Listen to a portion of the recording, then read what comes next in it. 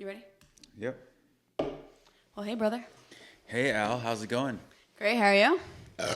Oh, my gosh. Let's restart. I hate that. All right. Ready? Yeah. Hey, brother. Hey, Al. How's it going? Good. How are you? Good. Good. And welcome, everyone, back to another episode of Siblings in Crime. I'm Allie Rossell. And I'm Blake Murphy. And just as it sounds, we're siblings who love true crime. Yes. Yes.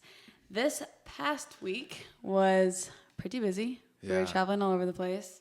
And because of that, we decided to make this week a little different and do another creepy, scary story Reddit edition. Because I want to be able to really spend time when we do an actual case. I can actually dive into it a little bit. So this week is going to be a little bit more fun, kind of campfire story. Cool. Spooky. Those are my favorite ones. Campfire stories. Yeah. So before we go into that, how was your week? My week was good. I worked in Des Moines, didn't fly. Got 2 days off so I could go run the half marathon for Team Tim and almost passed away. Yeah, again. I was going to say, tell me more. I came in last almost, and it was great. That's And so funny. then, I leave for Des Moines tonight again. Oh, So, I didn't know that actually. yeah, I'm supposed to be there for 5 days, but a guy texted me and wants 2 of my days. So, Perfect. yeah, Because I was debating if I would switch with you. I know. I was willing, but now that I know that, I feel joy. Yeah, but he hasn't texted me back. He texted me at 1 a.m. and then I'm like, yeah, let's do it. And then he hasn't texted me back since. So, Okay, well, maybe keep me posted. Well, I'm very proud of you. I don't know anyone that can just not train at all and go run a half marathon and finish it. So you should be very proud. thank you. The walk run. So it was actually pretty funny. So we went to Vegas, obviously for a half marathon. You run straight down the strip and you kind of come back the other side. And I was running with our friend John, and we see Blake on the other side. We're on the last stretch. We see Blake on the other side. He looks like he's having a stroll in the park. He gives us a little wave. I was like, Blake is just so casual. Everyone's around him pushing so hard, and Blake's just enjoying his walk run. No, that's definitely not. My quads were cramping. My feet were hurting. My ankles are hurting. So Well, I was you looked faking graceful. It. Yeah. It was a very long wait to start the run, so we were definitely on our feet all day yesterday, or during the race. Mm-hmm. That was good. Well, sweet. Glad to hear it. I also enjoyed the race. Nice. So we were in Vegas over the weekend. Then I was in Utah. I actually just landed, got here, and then I'm on reserve today. So we'll see how that rolls, but I've been barely working at all. I'm here just for today, and then I go back to Utah Thursday, or tomorrow. So Nice. that'll be good. All right. Well, are you ready for today's story? Do you have anything else you want to add? I'm ready. All right. Well, I picked this story because I like the creepy type of stories. I don't know if you're on the side of TikTok that they... I don't have TikTok. Really? I deleted it and then I can't get it back. Oh, so you're one of those people that delete it immediately? No, I just deleted it randomly. Oh, really? Way after. And Oh. I'm like, I can't get it back. And Tim's like, yeah, you can't get it back if you delete it. And I was like, how was I supposed to know that? That's good to know. I've been sending you TikToks. Okay. Yep. Same Tatum everyone has. Well, you gotta be careful with your Coke. Yeah. There's scary TikToks, there's crime TikToks, and for some reason I love the comments that are I'm going to bed, remind me in the morning, because it's too scary to listen to right before bed. And it's kind of one of those stories where it's a remind me in the morning type of story where you probably don't want to listen to these kind of stories right before bedtime if you want to avoid nightmares. And so this is going to be on the NoSleep subreddit again. It's called My Grandma Used to Tell Me Scary Stories When I Was Little, and there's one I'll never forget. And so this is the one that this person never forgets. Whoa. This grandma's crazy. Grandma's wild. All right, so. True stories from the grandma or just stories she's heard? That's the thing. We don't know with Reddit. I like to think true stories. This is going to be a spooky story where it's kind of fun just to use your imagination. All right. Ready? I'm ready. Let's roll. Let's roll. Dun, dun, dun, dun, dun.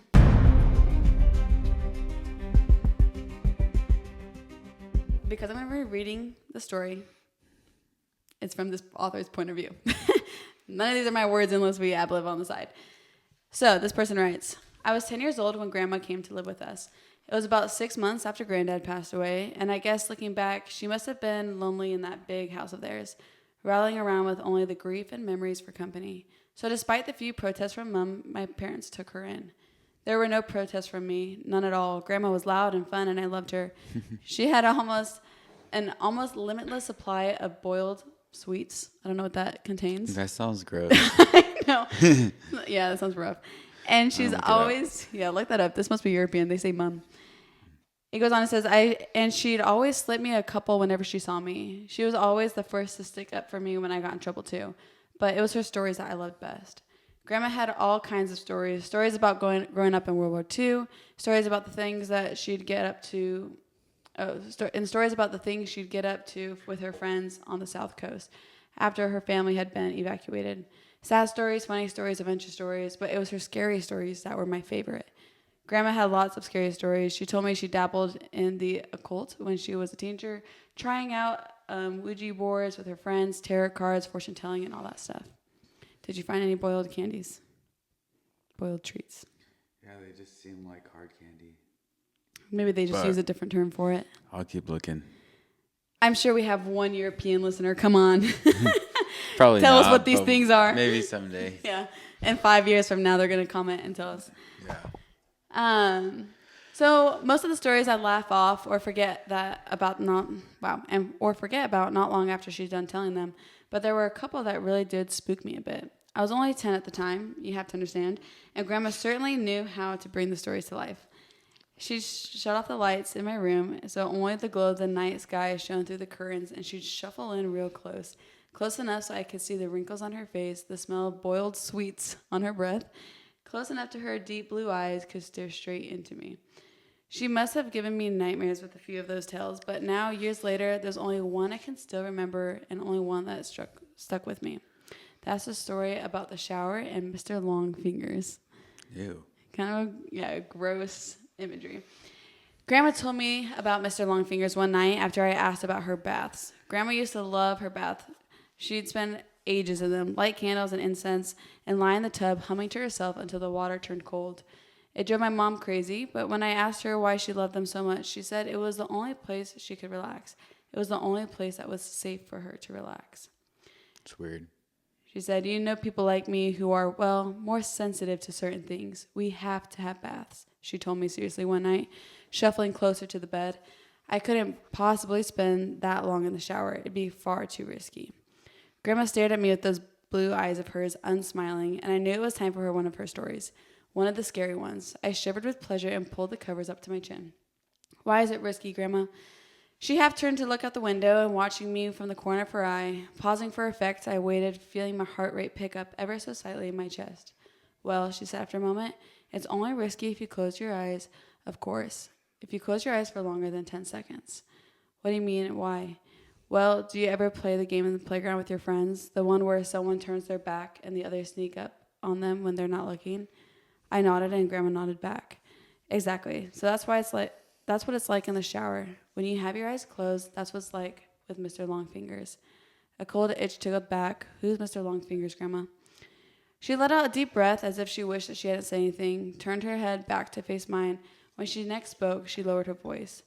No one knows exactly, Grandma whispered. Some think it's a creature that's attracted to the heat and smell we give off in there. Others think it's a demon that finds a way into our realm through the dense steam clouds. No one can say for sure, but because the only ones who have actually seen Mr. Longfingers aren't even going to be able to tell you. I pulled in a breath. Why not? Grandma shuffled closer along the bed and leaned towards me, leaving my question hanging in the air. Don't worry about it, sweetheart. Don't worry your pretty head. As long as you remember the rules, you'll be fine. What rules? Well, when you're in the shower, you try not to close your eyes for too long. 5 seconds is fine. 10 is just about okay too. But any longer than that, you may just start to feel something in the room with you. Something watching. And if you ever go longer than 15 seconds, that's when you might to start hearing the noise. Hear what? The soft tap, tap, tap of fingers on glass. Fingers drumming against the glass door of the shower. If you do ever hear that noise, God forbid you make me a promise. What promise?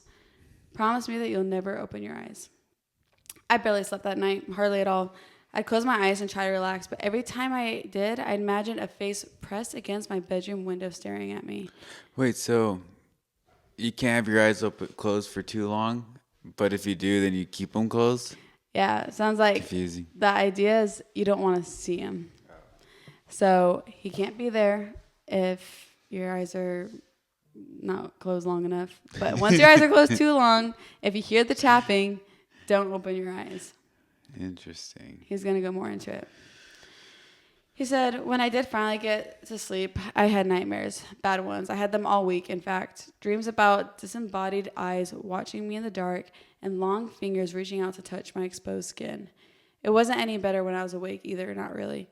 The shower was the worst. That's when Grandma's story really got to me. I never thought about it before, but suddenly I had trouble shutting my eyes in there. I'd be standing beneath the beating water, shampoo running down my face, and as soon as I squinted my eyelids closed, I'd hear Grandma's words running through my head. 5 seconds is fine, and 10 is just about okay, but any longer than that. Wait, so is that the end of her story? It's just quick story? We're going to keep going into it. Yeah, she's just warning him about the Mr. Long Fingers. Oh, okay. I'd rub my hair fast, feeling the shampoo dripping off my chin, and as soon as I had counted past 5 seconds, I'd feel it. A sort of pressure. Not a feeling of being washed exactly, but something close to that. I'd run my fingers faster and faster through my hair, frantically trying to get the suds out, and the ready blackness behind my closed eyes, coupled with the rush of water in my ears, would feel like a held breath. Like the silence before a scream, the seconds would race through my mind, and I'd be desperate to open my eyes again. That I'd sometimes do it before my hair was rinsed fully clean, and my eyes would sting with shampoo. But before I shut them again, I'd always be sure to peer out through the stained glass door of the shower cubicle, just to make sure I was still alone. It wasn't long before Mom realized something was up. She heard me crying out in my sleep one night and came in to comfort me, asked me what the matter was and if it was all right. I told her about Grandma's story and about Mr. Longfingers. She got this look on her face when I was telling her, like she used to get when I made her really mad. This wide-eyed, angry look. Only this time she wasn't angry with me, she was angry with Grandma. My parents' room were next to mine, and sometimes if I pressed my ear against the wall, I could hear them talking in soft whispers. That night, though, after Mom was satisfied I wasn't scared anymore and she had gone back to her room, the whispers weren't soft at all. Oh, no. I heard Mom hissing to Dad about Grandma, about the story she told me. Mom's voice floated through the wall, sharp and crisp. You know what your mother said to him now, don't you, Simon? Dad's response was an unintelligible mutter. That's a hard word for me to say. Unintelligible.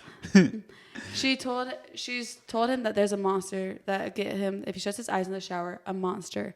The poor kid's been having nightmares about it all week. Seriously, Simon, you better say something to her tomorrow, first thing, or I will.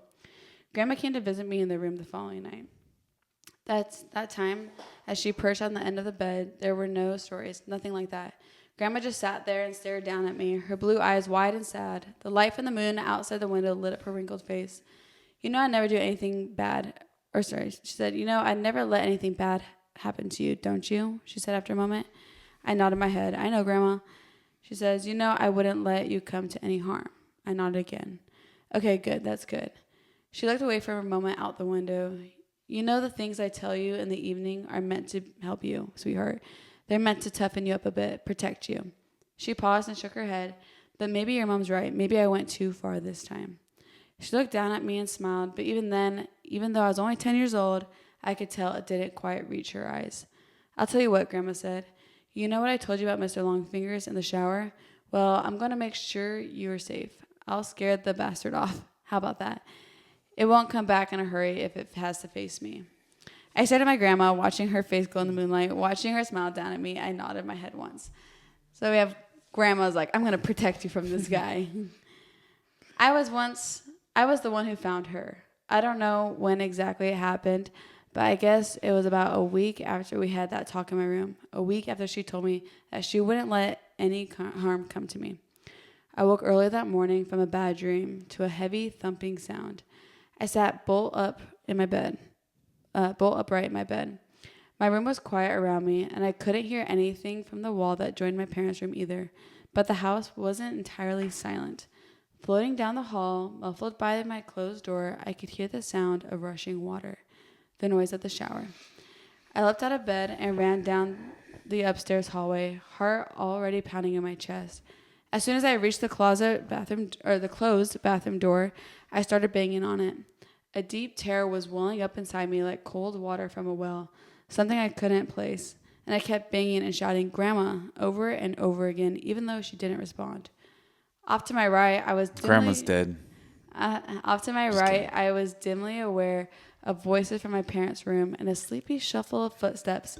But before they had a chance to make it out to the landing, I lifted my hand to test out the door handle, more out of instinct because I thought it might actually open. But the door wasn't locked. I kept banging with my free hand, and it swung suddenly inwards, bringing me face to face with a wall of steam. Heat struck my skin. I squinted my eyes against the damp fog and peered into the bathroom. And before Dad pushed me to one side, before everything around me descended into shouting and tears and chaos, I saw her. I saw Grandma.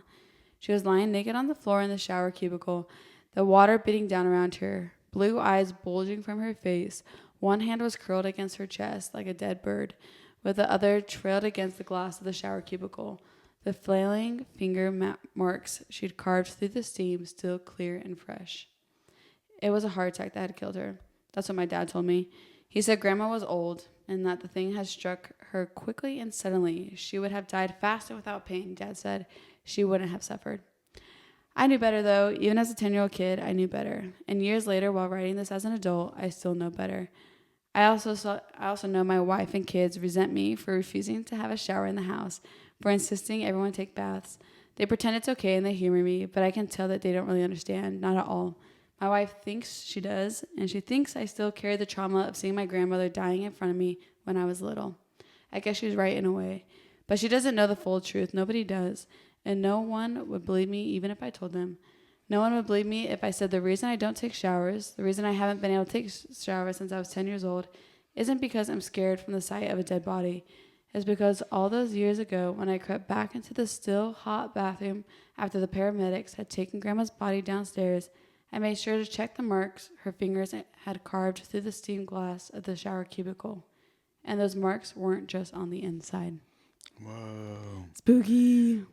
Yeah, I feel like that was like a 1 out of 10 scary. 1 out of 10 solo. It's just spooky vibes, just something to think about when you're showering. Yeah. But I was looking for all these scary stories, and there's a lot of like true crime ones. Mm-hmm. But those ones I want to like actually investigate. Yeah. And so these are the ones that like, if you're with your kids at a campfire, this is the type of story you want to tell your kids. Yeah, that makes sense. Which I think is so much fun sometimes to have that. And if this person's still not showering, he probably should see a therapist. But anyway, so it was obviously different than most of our cases we do, but it was still just kind of a fun one to think about and to be able to kind of tell around the campfire.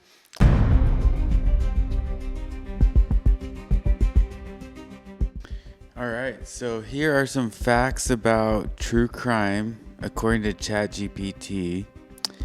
First one, cold cases. There are about 250,000 murders.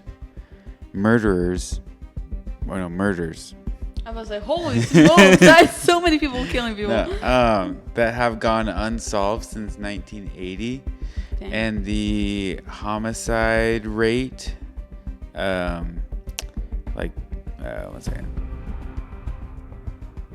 It says the clearance rate for homicide, so I'm guessing like the amount of times people get convicted has dropped to about 50%, meaning that half of the murders go unsolved.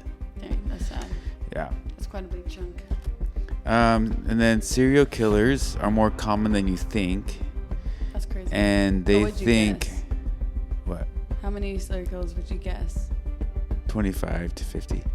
You would guess 25 to 50? I would not guess 25 to 50. I'm just kidding. I just have dumb. This right here. You're so dumb. Experts estimate that there are at any time about 25 to 50 active serial killers in the U.S. alone. That's a huge number. Yeah. I would not guess that. This one is about wrongful convictions. says that studies suggest that 4% of people on death row in the United States are actually innocent. That means for every 25 people executed, one may have been wrongfully convicted. That's pretty sad. Yeah. All right, now we're going to go into human trafficking. It's a global crisis.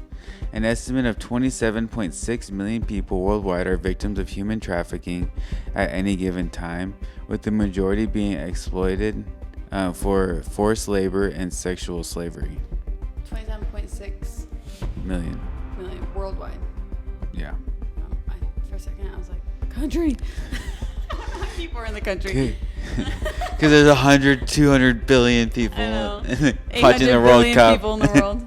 Yeah, I'm like so bad at estimating numbers. It's unreal. That's a crazy number, though. Yeah, it is. All right, murders go unreported worldwide. In some countries, up to 90% of violent crimes, including homicides, are never reported to authorities, meaning the true global crime rate is much higher than official statistics suggest. I wonder what that would come out to. Yeah, be crazy. 90% is wild. 90% Yeah. you said? Up to. Wow. 90%. Yeah, in the whole world. still a ton. Yeah. I'm sure the U.S. reports are higher than most countries reporting. The FBI estimates thousands of active missing persons cases. In the U.S. alone, there are over 600,000 people reported missing each year, with approximately 4,400 unidentified bodies found annually. Some cases remain unsolved for decades. 400,000 annually? No. Okay. 4,400 unidentified bodies. I was like, 400,000 unidentified bodies? Yeah. So 600,000 people missing each year. I wonder if that includes, like, if they just had a missing report filed. I'm sure. Or if it led to a bigger case. Yeah, because, I mean, you see that sometimes where it was, like, a missing person report, but then they, like, show up, like, a day or two later. Mm-hmm. You know, like, they were fine. So I wonder, like, how many of those led to something more serious and what was, like, misunderstanding. Yeah. There's, like, a lot of different things that could be kind of, like, they report a missing person, the person tried to go missing and contact the authorities, tell them that they won't want to be found. People go missing in the wilderness. People go missing because they're kidnapped. People go missing because they, I don't know. True. Lots of different cases. Maybe get hurt and don't have identification and can't identify or die or something. That's true. Did you see that there's like this girl, like a little girl who like went missing? I don't even know what the years are. I barely remember the story, but she recently, like they had a whole investigation, missing girl, all this stuff, and she more recently, I guess she just turned 18. She went to the cops and said, I'm not a missing kid. I ran away. Can you like take me off the missing report? Yeah. I'm like, that is like so sad for her family, thinking that she's probably dead all this time. She's probably, and she like pops up like, yeah, that's me actually. Finally, I'm old enough. Take me off the list. Yeah. Like that's crazy. It's heartbreaking, but yeah, those are shocking and sad numbers. Yep, and we'll keep finding more. Unfortunately, there's probably tons more. Yeah. We'll keep updating them. I like it when you do trivia style. I want to guess the numbers. Yeah, we'll do trivia next time. Okay, deal. Really fast, we had someone request a case. Oh, which one? Campton Curtis requested that we cover the case on the 190 or 189 bodies found rotting in Colorado. What? From a funeral service. You've probably heard of this. I don't recognize that right now. Really? They like basically are frauds and pretend to be a funeral service to get a bunch of money. Oh, but okay. yeah. Wow, that's weird. Sounds like a big scandal. It is. Yeah, send me that. We'll have to research it and stuff. Okay. Have it as an episode. There's a couple that I have that I've been wanting to do. I just need to make sure I make the time because I really want to actually get into it. So cool. So this one was a fun one, but we'll be back with another true crime case next week. Yep.